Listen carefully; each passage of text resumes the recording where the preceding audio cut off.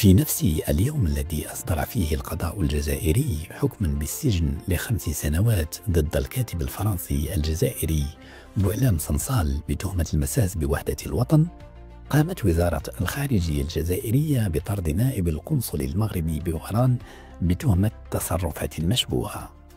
هذا التزامن أثار العديد من التساؤلات حول الأهداف الحقيقية وراء هذه الخطوة، وهل هذا التزامن كان مجرد صدفة أم خطوة مدروسة من النظام الجزائري؟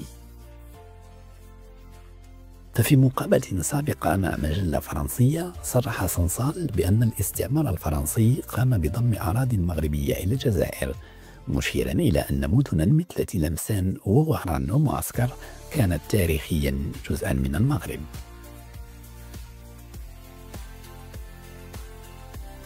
عندما استعمرت فرنسا الجزائر، الجزء الغربي الجزائري كله كان جزءا من المغرب. تلمسان ووهران وحتى معسكر، كل هذه المنطقة كانت جزءا من المملكة.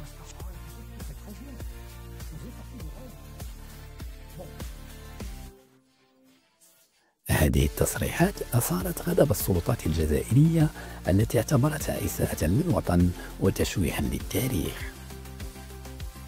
ويرى محللون سياسيون أن النظام الجزائري يستخدم هذه الأحداث لتعزيز سردية العدو الخارجي بهدف تحويل الأنظار عن الأزمات الداخلية والدولية، بينما يعتقد آخرون أن هذه التصرفات تعكس طبيعة النظام العسكري الذي يعتمد على خلق أعداء خارجيين لتبرير سياساته.